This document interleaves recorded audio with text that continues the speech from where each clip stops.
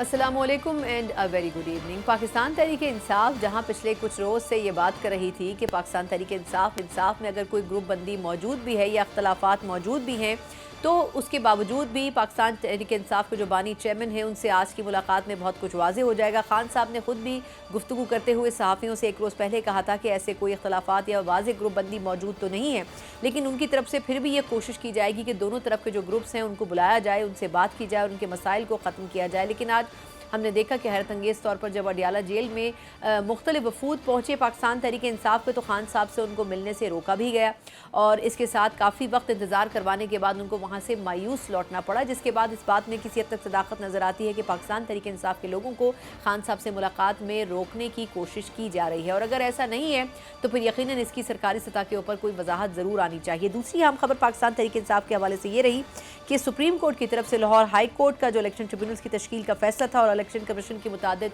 Notifications थे वो भी मुअत्तल कर दिए गए। आखिर ऐसा सुप्रीम कोर्ट की तरफ से क्यों किया जा रहा है? और दूसरा, इस किस्म के फैसलों में फिर ये भी कहा जा रहा था कि पाकिस्तान तहरीक इंसाफ की तरफ से कुछ बेंचेस में सुप्रीम कोर्ट के चीफ जस्टिस की शमूलियत के ऊपर भी एतराज़ उठाया गया है। इसकी भी इनसाइड स्टोरी क्या है, इस पर जानने की और बात करने की कोशिश करेंगे।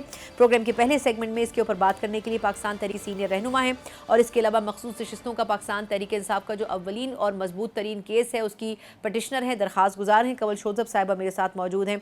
कमल साहिबा, बहुत शुक्रिया आपका प्रोग्राम में शामिल होने के लिए। पहले तो मुझे मुख्तसरन ये फरमाइएगा कि आज जुमेरात के दिन खान साहब से मुलाकात करनी थी और ये मुतज़ाद खबरें आती रही थी कि पीटीआई में ग्रुप बंदी है। खान साहब ने वैसे इसको यकसर मुस्तरद तो किया था, लेकिन फिर भी उन्होंने कहा था कि जो मुख्तलिफ नुमाइंदे हैं या सियासी रहनुमा हैं उनको बुलाकर उनके आपसी जो मसाइल हैं उस पर बातचीत करके उनको हल करने की कोशिश करेंगे, लेकिन मुलाकात तो आज हो नहीं सकी किसी की भी उनसे। बिस्मिल्लाहिर्रहमानिर्रहीम, थैंक यू वेरी मच। मुलाकात का ना होना ये इंडिकेट करता है कि ग्रुप बंदी नहीं है और ये सारा मामला और जो शोशे छुड़वाए जाते हैं ख्वाजा आसिफ टाइप के लोग अगर इस तरह के बयानात देते हैं तो इसका मतलब है कि ग्रुप बंदी का तासुर दिया जाता है, क्योंकि ये सूट करता है उन मुखालिफिन को, उन फोर्सेस को जो पिछले 1.5 साल 2 साल से पाकिस्तान में उन्होंने फस्तायत के तमाम रिकॉर्ड भी तोड़ दिए, जुल्म तशद्दुद के रिकॉर्ड तोड़ दिए, पॉलिटिकल विक्टिमाइजेशन के रिकॉर्ड तोड़ दिए, लेकिन नहीं तोड़ सके तो पीटीआई को नहीं तोड़ सके। सो अगर ये सारे अंदर चले जाते और बाहर आके फिर पैगाम भी दे देते तो सारे मामला जहाँ से वो साजिशों के गुब्बारे फुला के हवा में उड़ाए जा रहे हैं वो तो फिर ख़त्म हो जाता ना। तो आज ये तो वाज़े हो गया, difference of opinion is healthy क्योंकि ये डेमोक्रेसी है। लेकिन जिस तरह कहा गया है कि जी ग्रुप हैं और फलाने हैं, वो नहीं है।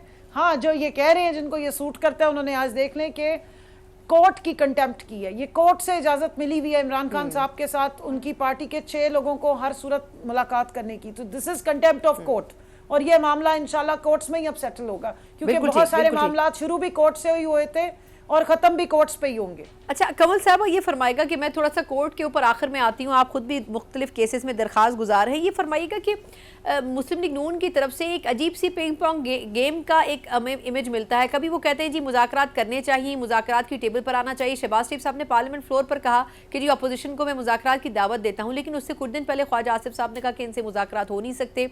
राना सनाउल्लाह साहब कहते हैं कि खान साहब को जेल से बाहर आना हम अफोर्ड कर नहीं सकते। फिर उमर अयूब साहब या दीगर लोगों ने भी पीटीआई के कहा कि बातचीत होनी चाहिए लेकिन इदारों से होनी चाहिए। तो ये आपके ख्याल में अभी तक एक कन्फ्यूजन मौजूद है कि आया दोनों तरफ से बातचीत करना भी चाहती हैं दोनों पार्टीज, अपोजिशन और हुकूमत, या नहीं करना चाहती हैं? इस पर आपकी जमात का क्या स्टांस है? खान साहब ने 2 से 3 मामला बताए। उन्होंने कहा जी आप पहले ये स्टोलन मैंडेट जो है, ये इलेक्शन रिगिंग के मामला जो हैं उनको सीधा करें। जो फॉर्म 45 पे जीते हुए हैं तमाम मेंबरान, उनको उनका मैंडेट वापस करें और उसके बाद ट्रुथ एंड रिकन्सिलिएशन पे आप पाकिस्तान को आगे ले जाने की सूरत में तो आप बैठे और बात करें। अंडर द कारपेट कुछ भी नहीं होगा। और राना सनाउल्लाह की आप बात कर रही हैं, राना सनाउल्लाह ने तो पूरे पाकिस्तान का जो ये जो अदालती निज़ाम है और जो आइन है ना उसको गाली दी है।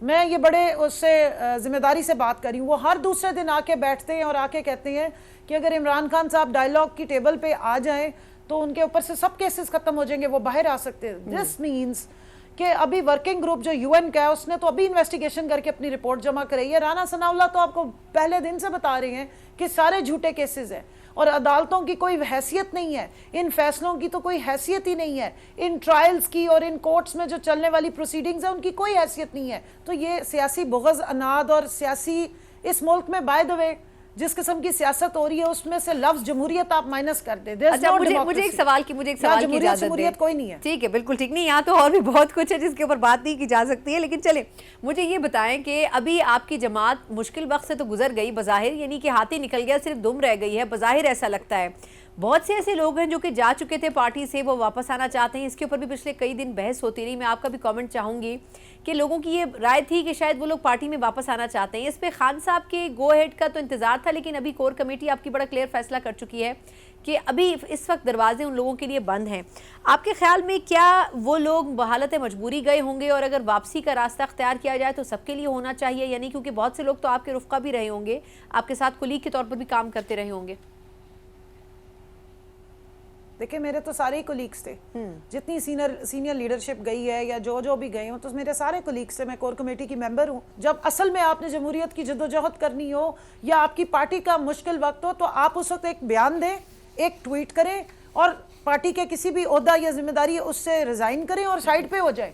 और इससे भी ज्यादा अच्छी बात यह है कि कोई इस्तेकाम नामी कोई अगर पार्टी किंग मेकर की बना दी जाए पंजाब में या केपी में, तो उसके अंदर चले जाएं, उसकी छत्तर छाव में चले जाएं, वहां पे मीटिंग्स हों, उसमें आप माइक उठाएं और वहां पे बड़े बड़े दावे करें। लेकिन जब इलेक्शन में अवाम आपको बुरी तरह रिजेक्ट करे और आपको ले जाने वालों का जहाज पंचर हो जाए, तो फिर आप रोना शुरू कर दें कि जी हमारे साथ तो बड़ा बुरा हुआ, हमें टॉर्चर किया गया, हम तो मजबूरी के लिए गए थे इसलिए अब हमें वापस आना है। ऐसे नहीं होता है। यानी बड़ी क्लियर पॉलिसी है, बड़ी क्लियर पॉलिसी है, होना भी चाहिए। नहीं चले, आपने पूरी बात को बंद कर दिया।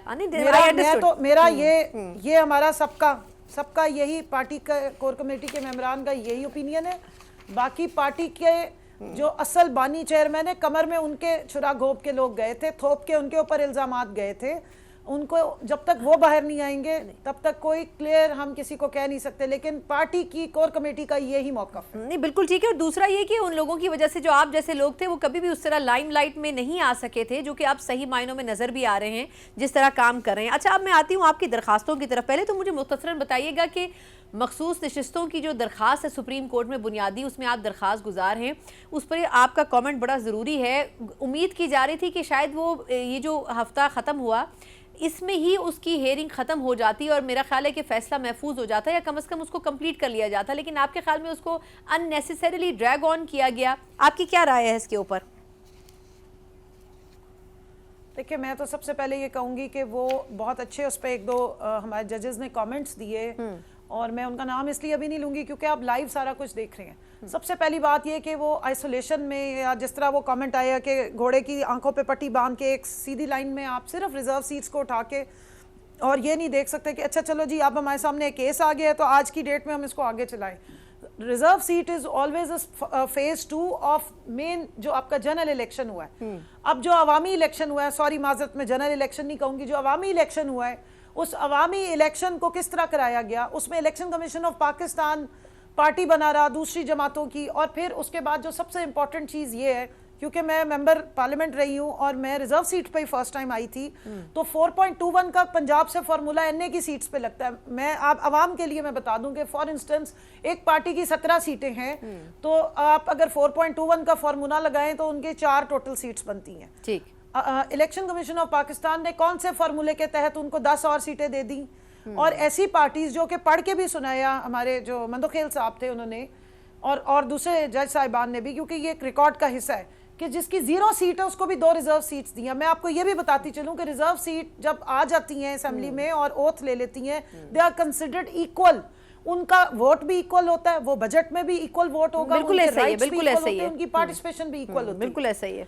आप एक पार्टी जो proportion of representation he total change करने लगे हैं। सुप्रीम कोर्ट में जो केस लेकर आया, इलेक्शन कमीशन लेकर आया बतौर पार्टी। सो अब आप बताएं इनके रोल के बाद ये इस किस्म के अगर कोई फैसला आइसोलेशन में आ जाएगा सिर्फ रिजर्व सीट्स का, तो उसको हम कैसे जस्टिस के मुताबिक आएंगे? नहीं ठीक है, ये सवाल जस्टिफाइड है, सवाल जस्टिफाइड है, इसका आंसर भी होना चाहिए। अच्छा, अब आज की एक और हम डेवलपमेंट जो कि लाहौर हाई कोर्ट का जो इलेक्शन ट्रिब्यूनल्स की तश्कील का फैसला था, इलेक्शन कमीशन की तरफ से जो कहा गया था, उसके तमाम के तमाम नोटिफिकेशंस आज सुप्रीम कोर्ट ने एक सांस में डिसमिस कर दिए हैं। आपके ख्याल में इस पर कुछ रिजर्वेशन भी पीटीआई ने ऑब्जेक्ट किए हैं, फिर सुप्रीम कोर्ट के चीफ जस्टिस साहब की कुछ बेंचेस में शमूलियत के ऊपर भी एतराज़ किया पीटीआई ने, अगर उसके ऊपर आप अपना मौक़िफ़ दे दें कि आया वजह क्या है आपके ख्याल में, इससे असरात क्या पड़ेंगे इन ट्रिब्यूनल्स की मअतली से? इलेक्शन कमीशन के एक्ट के मुताबिक 180 दिन में ये ट्रिब्यूनल की एप्लीकेशंस आपने खत्म करनी होती हैं, जबकि इलेक्शन कमीशन जो है वो ट्रिब्यूनल्स बनने ही नहीं दे रहा था और उसमें वो अपनी मर्जी के जो रिटायर्ड जजेस हैं वो लगाना चाह रहे हैं, जबकि खुद इन्होंने अमेंडमेंट की थी कॉन्स्टिट्यूशन में और एक्ट में कि जनाब ये जजेस जो हैं ये हाजिर सर्विस होंगे, हाई कोर्ट के होंगे और लगाए जाएंगे। लाहौर हाई कोर्ट के चीफ जस्टिस ने जो फैसला दिया था, उन्होंने 9 जजेस अपॉइंट किए थे, इन्होंने जनाब 4 के बाद कहा कि जी इनके पैनल्स बनाने चाहिए, यानी अपनी मर्जी के होने चाहिए। सो इस पे सारी बातचीत हुई।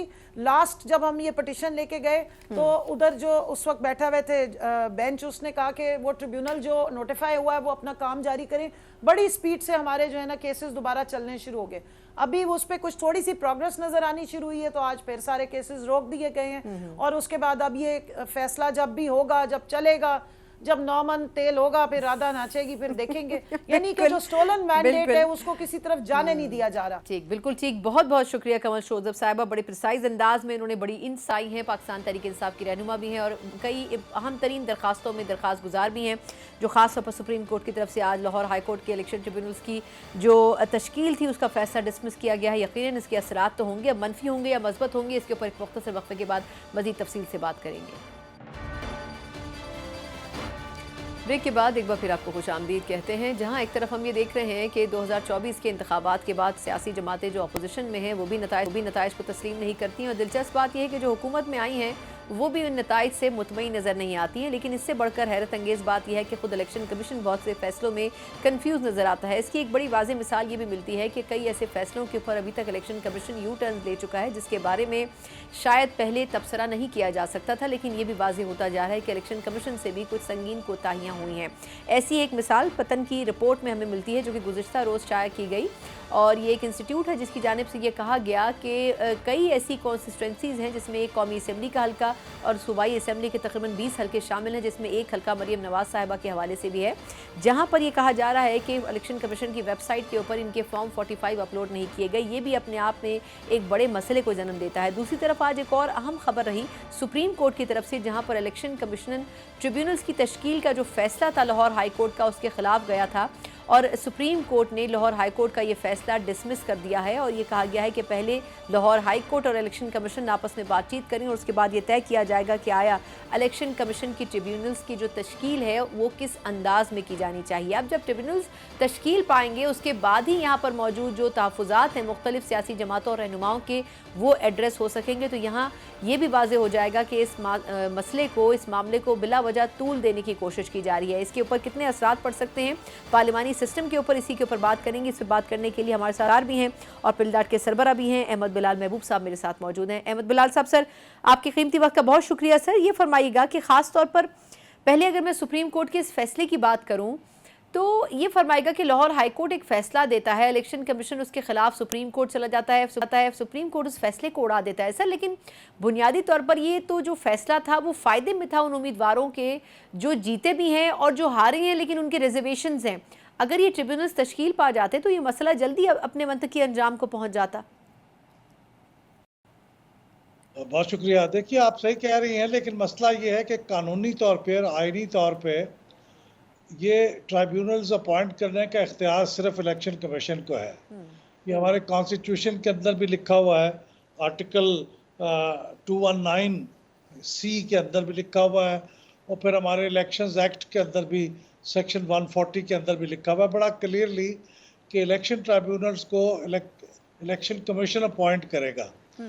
तो ये खुश असलूबी से अपॉइंट हो गए, सिंध के अंदर भी, खैबर पख्तूनख्वा में भी, बलूचिस्तान में भी, इस्लामाबाद कैपिटल टेरिटरी में भी, लेकिन सिर्फ पंजाब में मामला कुछ फंस गया और वहाँ पे फिर हाई कोर्ट ने अपने हदूद से तजावज़ करते हुए ये ट्राइब्यूनल्स खुद अपॉइंट कर दिए, जो कि मेरे ख्याल में गलत था, और आज सुप्रीम कोर्ट ने उसी को मुअत्तल किया है।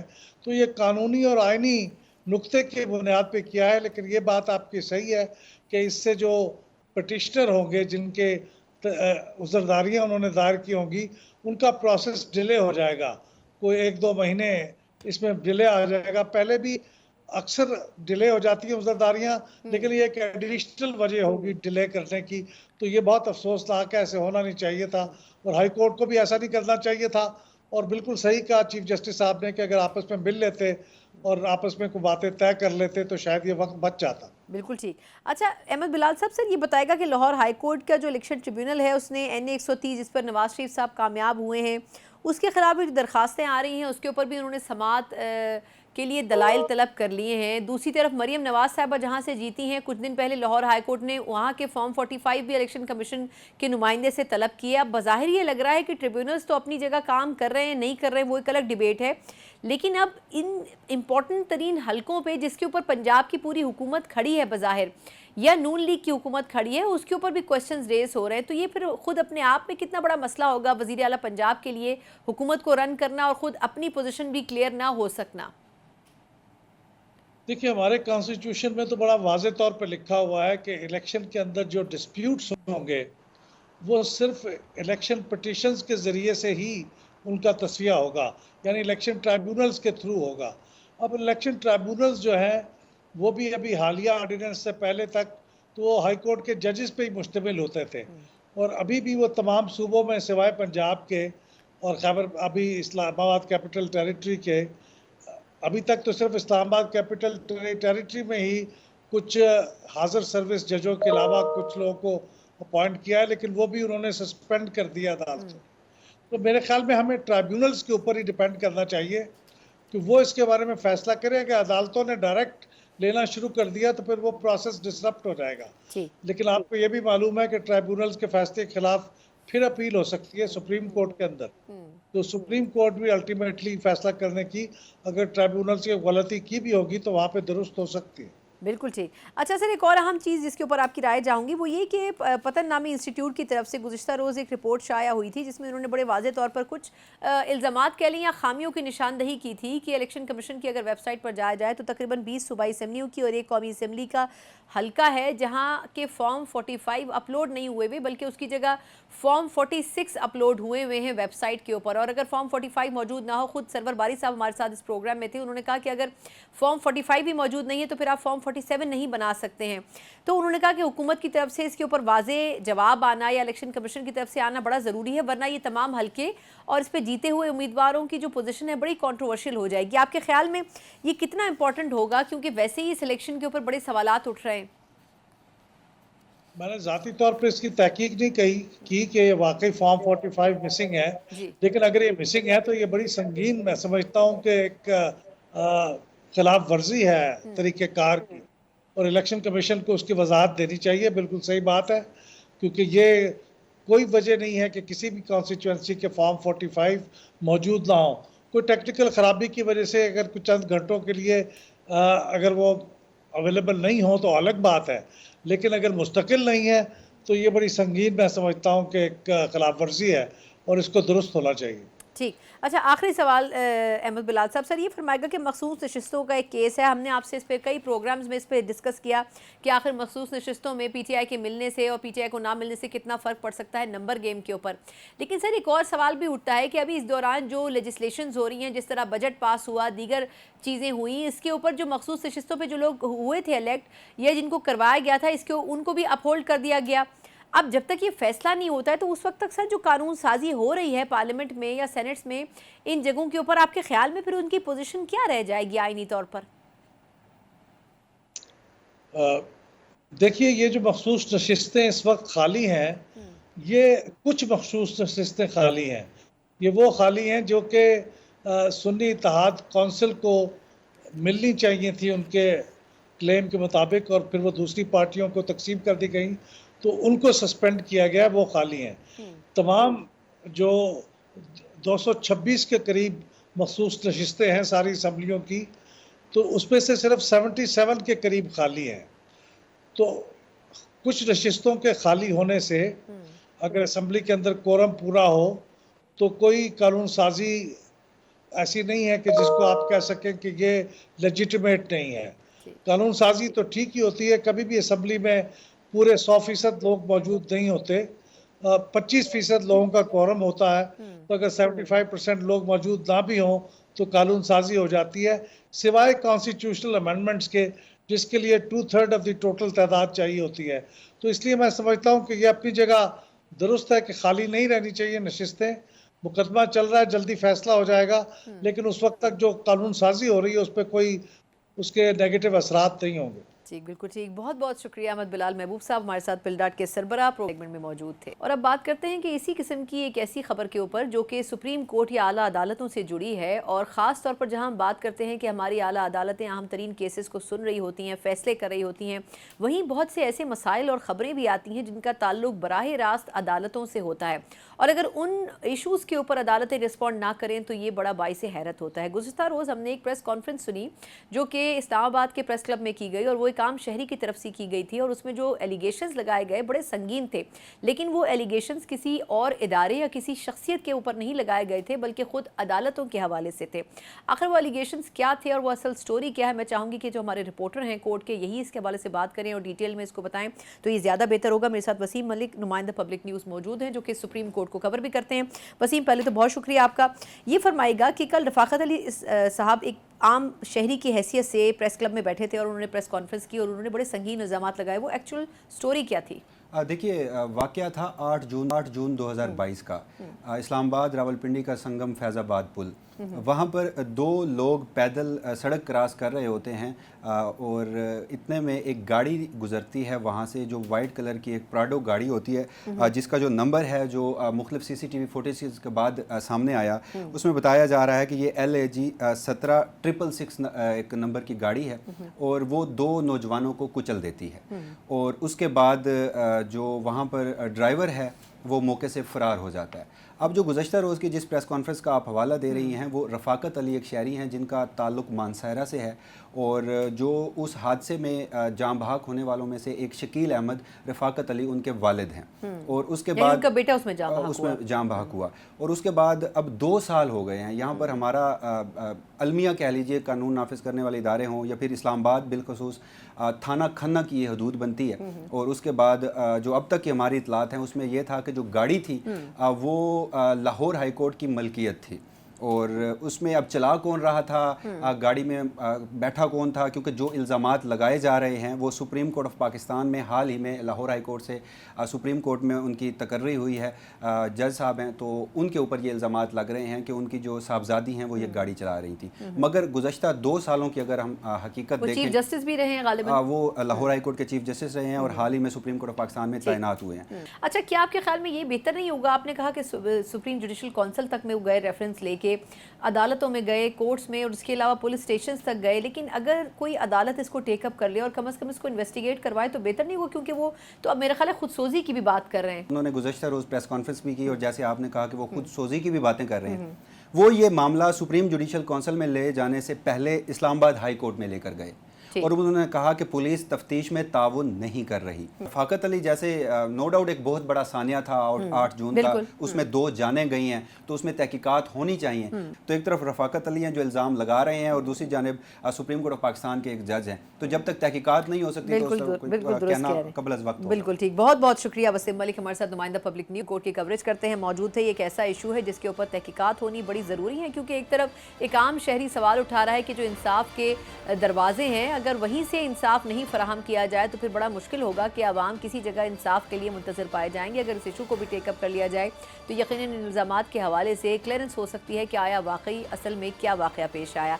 और ब्रेक पे जाने से पहले आपको ज़रा सुनाते चलेंगे जो कुछ इन साहब ने, रफ़ाकत अली साहब ने गुज़िश्ता रोज़ की प्रेस कॉन्फ्रेंस में इल्ज़ामात आयद किए हैं। 8 जून 2022 पाकिस्तान के दारुल हुकूमत इस्लामाबाद में मेरा बेटा शकील अहमद तनौली और उसका दोस्त रोड की साइड पर पैदल जा रहे थे कि पीछे से आने वाली LEJ 17 सरकारी गाड़ी ने मेरे बच्चे और उसके दोस्त को कुचल दिया। दोनों मौका पर जाँ बहक हो गए। उसके बाद 10 जून को justice Malik Shahzad Ahmed Khan, high court Lahore का बेटा मलिक वजाहत अली खान, अदील इशफाक, मोहम्मद इरफान विद इस्लामाबाद पुलिस मानसेरा गए। मानसेरा से DPO साहब मेरे घर आए। मेरे घर पहुंचने के बाद बजाय ताजियत करने के, बजाय दुआ करने के, मुझे डराया, धमकाया और मुझे कहा कि 1,50,000 रुपया ले लें और इस केस से पीछे हट जाएं, जो मेरे लिए शर्मिंदगी की बात थी। आज मेरे बेटे के बेहमाना कत्ल को पूरे 2 साल गुजर गए और अदालत में चालान तक पेश नहीं हुआ। अगर मेरे बच्चे के कातिल और जस्टिस मलिक शहजाद अहमद खान की बेटी को गिरफ्तार नहीं किया गया और जस्टिस मलिक शहजाद अहमद खान ने जो अपने मनसब का 2 साल से नाजायज इस्तेमाल किया है उस पर सुप्रीम जुडिशल काउंसिल में एक्शन ना लिया गया तो मैं सुप्रीम कोर्ट के सामने अपने आप को आग लगा दूंगा। चीफ जस्टिस ऑफ पाकिस्तान से अपील करता हूं कि मेरे बेटे के कातिल को कैफरे करदार तक पहुंचाया जाए। ब्रेक के बाद एक बार फिर आपको खुशामदीद कहते हैं। बरतानिया में आज के दिन वोटिंग का दिन है और आज सुबह से लेके शाम तक वोट डाले जाएंगे, बल्कि पाकिस्तान में तो रात गए तक ये खबरें आती रहेंगी कि वहाँ पर वोट डाले जा रहे हैं। लेकिन देखना ये होगा कि आया एक ऐसा जमहूरी मुल्क जो जमहूरियत का अलंबरदार तस्वुर किया जाता है और जहाँ पर कोई भी ऐसी हुकूमत जिसको अवाम मुस्तरद कर देते हैं वो फ़ौरन ही रुखसत हो जाती है बगैर किसी ले तो लाल के। अब देखना ये होगा कि आया कौन सी पॉलिटिकल पार्टी इस मरतबा बरतानिया के तख्त के ऊपर बराजमान होती है।